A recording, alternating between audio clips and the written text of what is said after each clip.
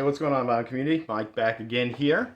It's been a little bit here, and I do apologize for that. But anyway, I thought it'd be a good time. Have the day off, had some time to kill. Make a little video for you guys. Just kind of a collection video. I haven't done that in a while, so I was on last night. Saw Mr. Hall of Fame do a video where he went onto his Discogs. If you don't know, if you go to Discogs on your phone through the app, you can go to your collection, shake your phone around, and it will pop up a random album for you. So I did that 10 times with all vinyl records. I might do that with CDs and cassettes as well. That might be kind of fun. I don't know. But yeah, so good opportunity to maybe talk about albums I haven't talked about. Maybe some of these I have talked about. But yeah, let's just go. 10 random albums from my collection. As always, hope everyone's doing well. Cheers. And let's get into it. All right. So, first up, we have Pearl Charles, Sleepless Dreamer. She is the daughter of Larry Charles from Seinfeld fame. Yeah, this is good stuff. If you're into like alt country, I highly recommend checking her out. I saw her live at a local rum club of all places here in town. It was a really great night. They had the patio open. Drinks were flowing. The energy was really good. But yeah, great show. Like I said, if you like kind of like alt country, little rock tinge, and why is this not getting back in? That's annoying. What is in there? Oh, it's the download card. That was the culprit. But yeah, check her out if you are into alt country at all. Female vocals, you might like her. I don't know. Next up, we are going into, I know I've shown this before. This is Beyond the Black Rainbow, music by Sonoy Caves. This is on Death Waltz Records before they were bought up by, I believe, Mondo. And but yeah, this is great. This is a great soundtrack. Very synth-driven, atmospheric. Love it. Love the film. Love the soundtrack. The imagery in the film is just phenomenal. But yeah, really dig this on that nice clear vinyl there. But yeah, if you're into, especially if you're into horror soundtracks at all, I would say give this a whirl. Good stuff. I don't think you'd be disappointed. The movie's kind of divisive. Not everyone loves it, but I really do. So there we go. Same guy who directed Mandy directed this film. So if that tells you anything. Next up, we have Marina and the Diamonds, her debut album with the Family Jewels. Great album. I saw her on, I believe, Craig Ferguson. That was my first exposure to her way back in the day. That'd have been like 2009 or something. Maybe 2010. I can't remember. But yeah, fell in love with her almost immediately. And yeah, if you're a fan of Bjork or Kate Bush or any kind of art pop in general, I would say really give her a go, especially her first 3 albums. She dropped the Diamonds and then just goes by Marina now. And her last 2 albums are okay. They're not my favorite, but yeah, especially this first album, I would highly recommend checking out. Really playful, really fun. Love her voice. I think she's Welsh, if I remember correctly. But yeah, good stuff. Love it. There we go. Next up, going to the country realm with Ashley Monroe, Like a Rose. It has a great duet. I'm not a huge Blake Shelton fan, but there's a really fun song at the very end of this, You Ain't Dolly and You Ain't Porter. Love her voice. Also, a fun song off this is Weed Instead of Roses. Really dig that as well. So she is part of the band Pistol Andes with Miranda Lambert. I can't ever remember the third girl's name, but she's part of that trio and her solo stuff. I've listened to, actually I haven't really listened to a whole lot of hers. I have another thing that she did with Jack White, his Blue Label live. That's pretty good as well, but I really haven't listened to a whole lot of other stuff from her for some reason. But yeah, really dig this. There we go. If you're in a country mood, give that a go. Ghost fan of mine, the main reason to buy this, in my opinion, would be the cover of We Don't Need Another Hero, originally done by Tina Turner. Also, Jesus He Knows Me, originally done by Genesis, is another great cover off of this.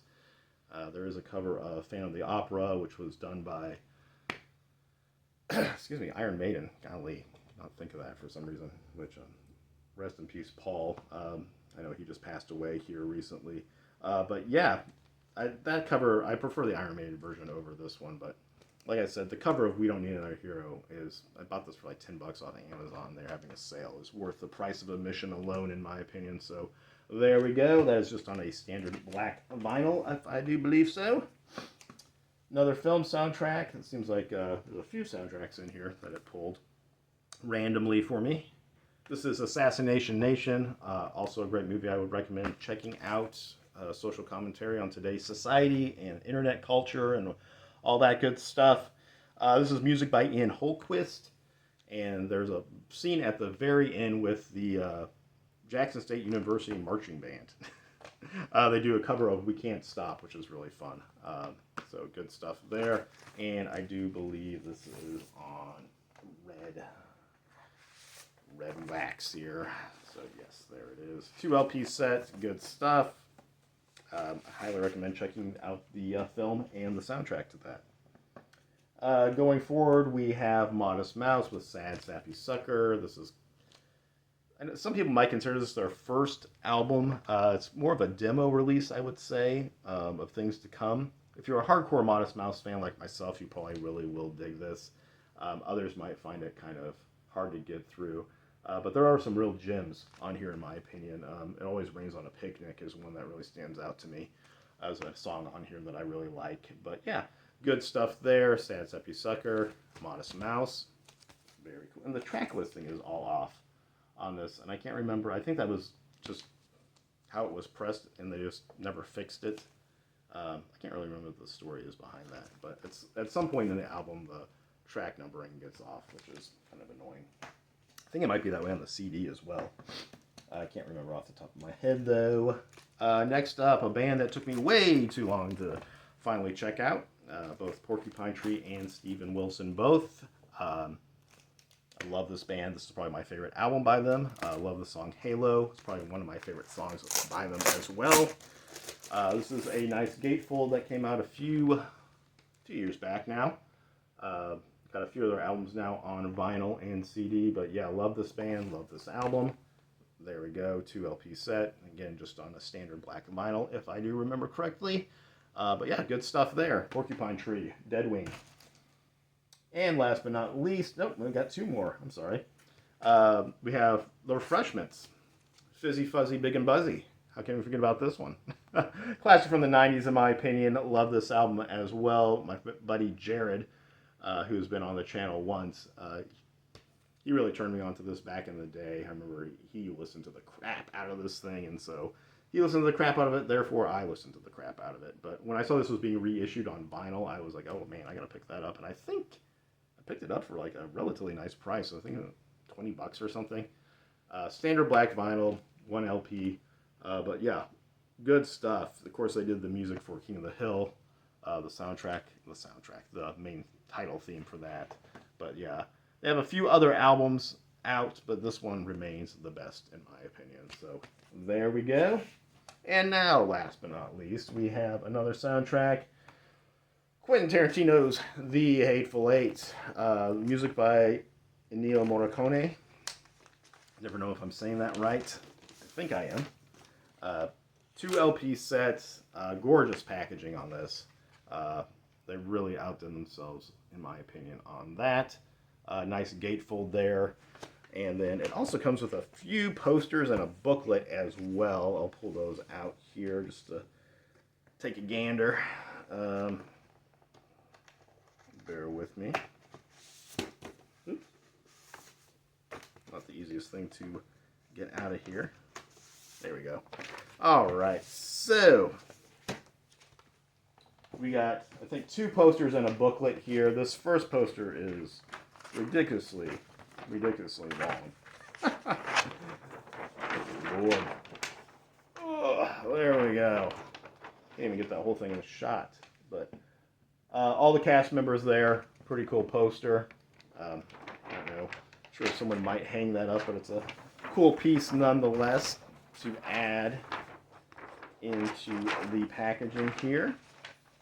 And I was watching some video the other day of some guy who was kind of complaining about supplemental material in stuff, like how that's not what he buys the movies and music for, which, to each their own. But I really do appreciate, I buy it for the music primarily as well. But when they add stuff like this, it's just extra bonus. Don't complain about extra bonus. And then the booklet as well. So there we go. And that's just stills from the film. But yeah, it's a good shot right there, in my opinion. Very cool. Anyway, there you go. 10 albums randomly from the collection. Thank you, Discogs. Anyway, I got to probably do a recent finds video here at some point, but I thought this would be kind of fun to do. And I'll probably do some more of these just because, it gives me a chance to talk about stuff that maybe I haven't talked about before. So anyway, hope everyone's doing well out there. And as always, guys, happy spinning. All right, we'll talk to you later.